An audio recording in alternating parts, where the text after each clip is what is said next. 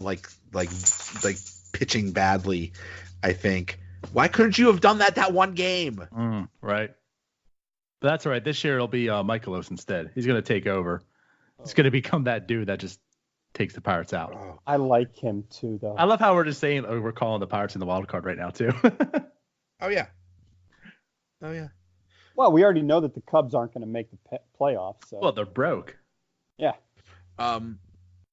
They I'm on record as I'm shaving my head or getting a mohawk if the Cubs finish in last place in the NL Central. And and then I was when I was talking to the Cubs people, the one Cubs guy said he's going to get Cincinnati Reds tattooed on his ass if the Cubs finish in last. So there's a lot riding on that where that team places. Yeah, I think those are pretty safe bets. Yeah. And, I gotta play this. It's gonna be through my microphone, but it's all right. You'll hear it. But I gotta play this because Jonesy understands it. Cubs suck in the Pirates. There you go. There you have it. Cubs suck. Pirates rule. Oh, that's still the greatest podcast moment. Yeah, it definitely is, man. What was that? That was our boy Nugent, who we troll on Twitter, and that's his son. Cubs suck in the Pirates. So I guess to make context to that, yeah, he actually the show Jonesy was on. We brought him on to talk. So he brings on his son to tell us that the Pirates suck and the Cubs roll, but his son got it completely backwards. And now it's a drop. Probably trained him for weeks on that. Exactly. Vasquez saves over under 35. Again, like you have to be winning games to have a save situation. And I just think the offense is going to struggle. But, I mean, if he has 35 opportunities, I don't think he's going to miss too many of them. DiNardo? Okay. I'm waiting for DiNardo's answer before I can fully give a quality answer. Okay. Well, if you want my take, here's my take on that. I'm going to go with the over. So, like, I know what Jonesy's saying is you have to win games and such. But to be honest, the Pirates aren't going to win a lot of games by 10-3. Right. You know, they're going to have to win a lot of games that's going to be close because the pitching's going to keep them in it. The offense is not going to blow the doors off. So even a bad team wins 60 games. I mean, well, right. And it's funny because like a lot of times, you know, if you win a lot of games, there's opportunity. But if you're winning a lot and if you're the Boston Red Sox, honestly, you don't need Kimbrel that many times, you know. So it's like the teams that win maybe around 70 to 80, they're getting a lot of close games. Like their closers get in there quite a bit because they're all close. So actually with Vasquez on 35, it'll be close, but I'll take the over. I mean, I think he could notch 40 plus. Saves is another dumb stat to me though too. So yeah. No, literally think about it. If saves wasn't a category, we probably wouldn't have signed him to the extension. Right. He's good enough to get to that number. I just, again, I fear whether we're gonna win that many games. No, I'm joking, of course. I think that he could probably be over. What did he get to last year?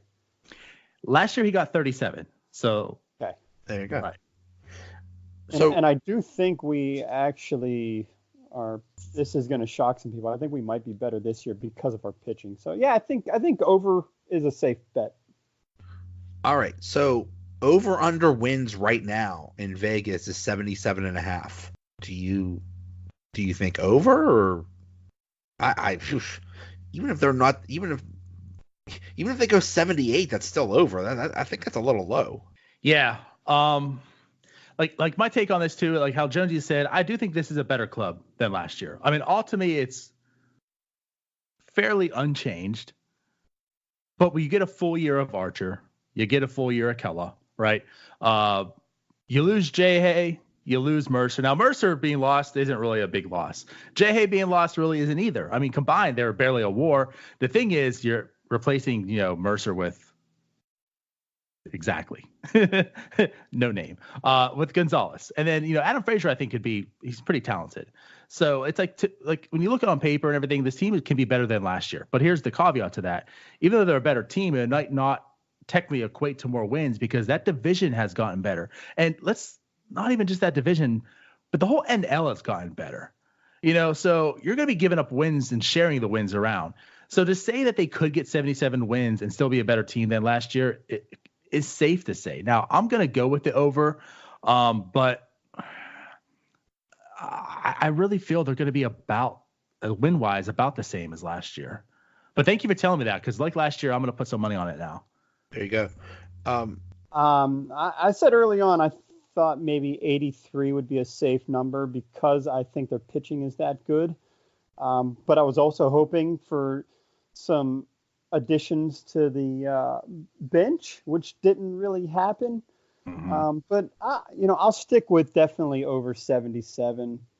I don't know if I'm talking up this pitching staff too much, maybe, but I feel like they are really gonna keep this team close enough to where the offense can maybe score a fluke run every now and again and pull it out. Here's the stats, and I know you're not all big on traditional stats, but I did unearth this. Pirates last year, when scoring more runs than the other team, 82-0.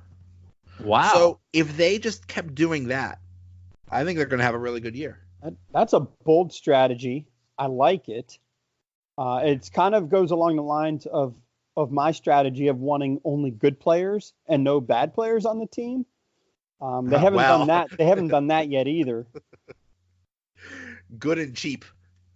But so I'm on Fangraphs right now, and I'm trying to find. So what is the name of that stat? It's funny because I said this to you one time last year, and you have a really clever name for it. You gave it some fancy name or something like that. It's like it was really funny. Unfortunately, we're old and we forget things like that. But well, I'm in Florida, all the drugs and alligators, so I've lost that from my mind. You're all about survival, not comedy. There you go. Come on now, we're both from Newcastle. We never had it. All right, guys. So what we learned is the Pirates are depressing, and everything's gonna suck. I think that's what we learned tonight. Which, by the way, was a very good show on Netflix. I don't know why Everything Sucks was gone. That was a show? Yeah. I'm sorry. I'm still kind of salty over it. Maybe just my nostalgia. It was like set in the 90s. But anyway. Yeah, I guess, for me to wrap it up, I'm going to say, this is going to be an exciting year for baseball, period. I'm excited for it. The NL is going to be great. The NL Central is going to be good. So I'm excited to really watch every game. It's going to be interesting. I don't really know if the Pirates are a playoff team, obviously. But it's not like this season's going to suck in my eyes. It's like you said. It's going to be fun to watch. Every team is actually trying, except for the Marlins and I think Diamondbacks. I think every team thinks that they have a chance.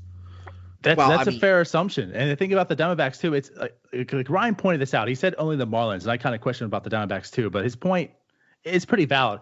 Even though the Diamondbacks traded away some players, of course Goldschmidt to the Cardinals, thanks a lot. It's not like they really tore it down. They're also going to be competitive, even though they're clearly not a playoff team. So it's there's really only the Marlins that you look at that's like a pushover game that you're going to win. Other than that, every team's competitive to at least a degree. Yeah. So it should be interesting. Yeah, I'm interested. Well, we got a new hitting coach. That there's an unknown there. I've always been a big Chris Archer guy, so I'm excited to see a full season of him. I think Tyon is going to make a huge step this year. I'm not thrilled with the offense, the bats that we have, but I feel personally like Marte's got to lead this charge. He's got to be the best. I would love, and I know it's not happening, and I know that I already got crap for it from North Shore 9, but I would love to see the Pirates trade for Marcus Stroman too, because he's another non-Pirate that I've always really liked, and he is projected to be comeback player of the year this year. He hates Toronto, so that would be what a starting five he would make our team. Well, it might rival Michigan. Yeah. And their Fab Five. Exactly. Which one's going to call timeout though? Bring back the black socks. Yes. So I just want to say this real quick. I am not even aware of your take on Strowman. So that was clearly Ryan. But I wouldn't hate a Strowman trade. But the thing is, you could have had Gio Gonzalez for a minor league deal, without giving up an asset. And they didn't do that. So I'm not confident that any trade is going to happen. And you could still get Dallas Keuchel too, I believe. Yeah, or Kimbrel. Yeah. Exactly. Is Marcus Strowman related to Braun Strowman of WWE? I think they I don't believe, maybe half brothers. Okay.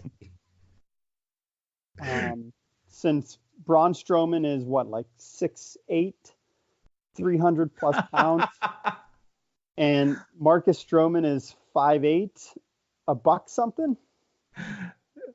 Yeah, clearly they're half brothers. The Strowman brothers. Okay. But I would take either one of those. To be clear, I would take either one of those to be our fifth starter. There you go. There you go. All right, guys. Well, thank you so much. This was delightful. Yeah, and I apologize, Joey, that this is your last podcast. Those are the rules. Anytime I appear on one, it ends it. So, unfortunately, this has to be your last one. Is that your nickname, the Podcast Killer? Yeah. You know what? I will say this. I'm going to end it on this. I'm a little disappointed that you didn't make a Marco Rubio joke early on when DiNardo was caught drinking water there. Oh. Well, we have done a video thing, so that would have been perfect for that, but... Don't give me ideas. It's going to be edited now. You're going to hear a clear, Joe's voice come in and say that now. So. Now I'm gonna make all kinds of jokes, and you guys aren't gonna respond. And you're like, oh, why? Well, you don't have any response for my Marco Rubio joke, huh? Oh, what's wrong? Right. Huh? Oh, you got no rebuttal for that, huh? All right, guys. Well, hey, I appreciate you guys having me on. It was a pleasure, and I'm pretty sure this will probably be the most popular podcast to date. Well, I'm sure. And you're welcome. I'm promoting this as my exclusive chat with rapper Mike Jones. I expect nothing less. And if you don't at Mike Jones, the real Mike Jones. Now you have to. You have to include him. I'm totally doing that. All right, guys. Hey, thanks a lot. I appreciate it. Let's see. Thanks for listening. We'll be back tomorrow with another episode talking about the Penguins. Thanks again to Tony Buccilli of the Washington Wild Things and DiNardo and Jonesy. Talk to you later. Another episode is in the bag.